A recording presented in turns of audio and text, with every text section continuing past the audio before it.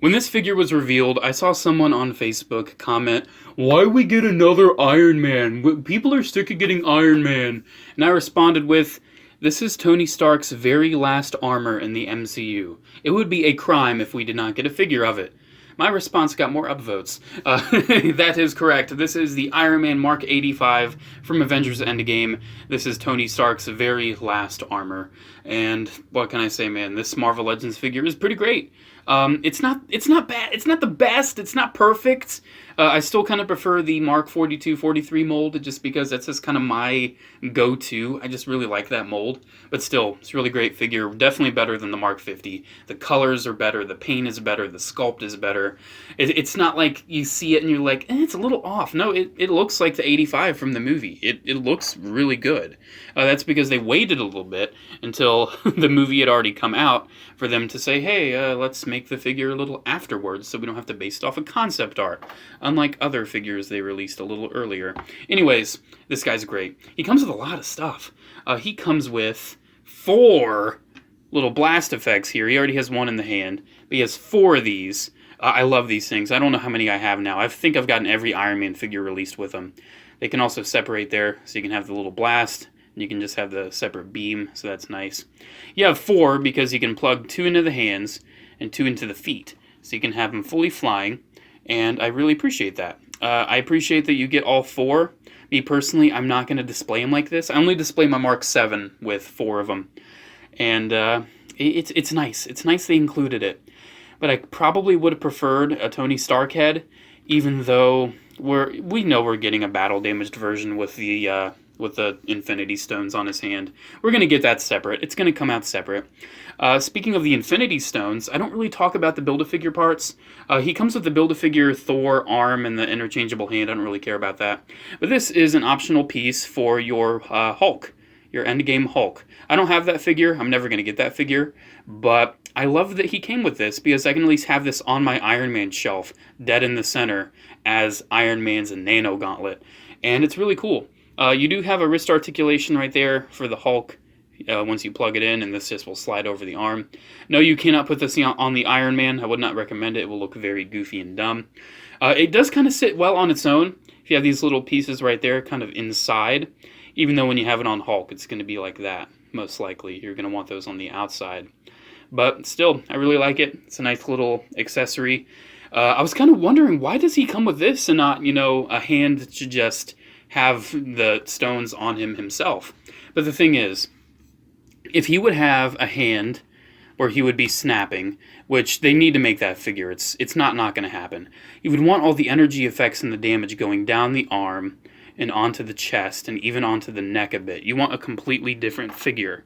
And maybe that will happen, maybe not. We'll have to see. But what can I say, man? It's cool that we got it. Anyway, the gauntlet in some way right now. But he does come with fist hand and an open hand. I do like these options. The hands here actually hinge now. The open hands. I really enjoy that. So you can have them down or up. That's something that I've really been missing. And these also hinge. Even though for some reason on this fist, it's frozen. I can't get it to move. I tried heating it up. I tried putting it in a freezer. It just won't budge. I'm not going to worry about it. So that's that. So that's all the accessories on Iron Man. Let's talk about the details and then the articulation and some comparisons. Then we'll call it a day, probably. Looking at the details on this Iron Man. Oh, man, it just looks so good. I'm so happy with it. One little issue with mine is that the gold paint on the face is ever so slightly off. I don't know if you can see. It is ever so slight. You can see right there how it doesn't line up with the black. And right here where it just slightly goes over just a little bit. It's most noticeable right there. It's so minor, I don't really care. It still looks fine to me. I'm perfectly fine and happy with it. The rest of the paint's glorious. Look at that. I love the candy red they went with this time. You'll see the comparison to the Infinity War version in a little bit. And you'll see, oh yeah, they definitely picked a better shade of red this time around. It's really great looking, man. It's Iron Man's last armor. Definitely based off of the Bleeding Edge, for sure. It's kind of like a more classic Bleeding Edge looking Iron Man. I love it personally. It's such a good figure. I don't know if it should have little arc reactor bits on it. I feel like he also had that on the Mark 85, just like a little bit here and there. Not as prominent as on the 50, I can tell you that. But I'm just not seeing it. I'm not seeing any little arc reactor pieces. Maybe I'm wrong, but I just remember there being a little something. But it still looks really good. So that's the look of it. Let's talk about the articulation. First and foremost, I need to talk about this because it's weird. He doesn't have a ball joint. He has a peg. So, yeah, there goes any head swapping until we get a dedicated Tony Stark head. But yeah, no head swapping with him because he has a peg instead of a ball joint. Is that the first Marvel Legend to really do that? It's really odd. But still, it's really good. Articulation, you can see, is pretty standard. Nice elbow there. I really like that. Waist is really good. A lot of back, some forward, a little bit of tilt. The legs, typical kind of Iron Man, meh. I wish they would just have the swing down for the hips.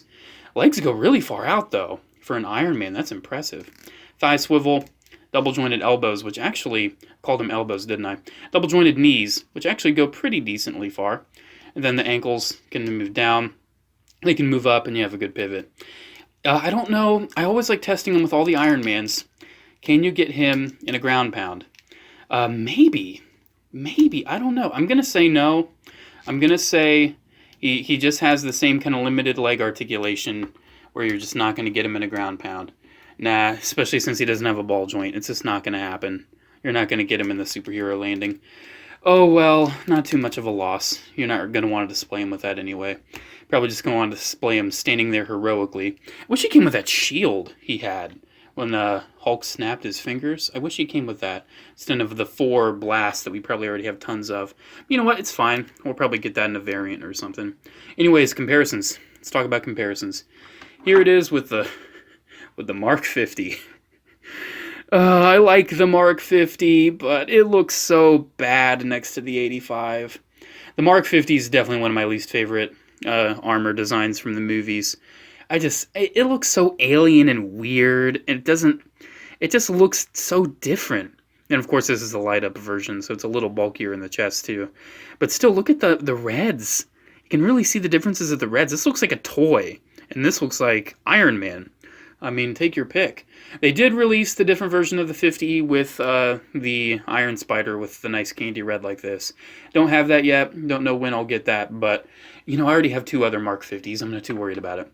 So there's that comparison. And the rest of these comparisons will not be too significant because we've already talked about them in the Iron Patriot review, which I'm pretty sure is going to come out before this one. So there is the War Machine right there, if you care. Wasn't together in the movie, so I'm not too concerned. There it is with the Iron Patriot, which for some reason my Patriot doesn't want to stand up as easily as my War Machine. It's like I kind of have to reposition him just a little bit. I don't know. There we go. He's kind of hunched over though, but you know what? Not too much of an issue. There is the Patriot. Then let's put his wife, the wifey. Let's put wifey behind him. There he is with Rescue. So yeah, like I said in the Patriot review, I'm happy to have the Endgame trio at last. I love all 3 of these figures. Like I said in the Patriot review, he's probably my favorite out of all of them. Then Rescue, then Patriot. I like Patriot though, I do. It's just he's kind of chonkier. He's not really as fun to mess with. I love this though. I'm so happy this exists. I'm so happy we got all 3 of them in pretty decent time too, in the same year as the movie came out. Some armors took years to come out after the movie. Cough, cough, Mark 7 from the first Avengers movie. I have no idea how that happened, but they waited years to release Iron Man's armor from the first Avengers movie. What? Excuse me? Anyways, there we go. That's a review this guy said and done. I love it. Highly recommend it. I think it's definitely a good definitive Iron Man if you want to make it your definitive, especially if, Endgame made you love Tony Stark. I know a lot of people say that. I think it's a good one. I also highly recommend the Mark 42/43 mold. I also really highly recommend the Mark 7 I was just speaking about earlier. I love it. Highly recommend. Okay, I'm going to log off. Thank you guys so much for watching. Make sure to comment, like, and subscribe. Check out my description down below for social media links, P.O. Box address, frequently asked questions. All that stuff will be down there. Have a good day, guys. See you in the next video. Adios. I keep saying adios. I don't know why. I don't know Spanish. I'm not too big into Spanish. Took it in high school. Didn't really like it. Took sign language instead. So, bye.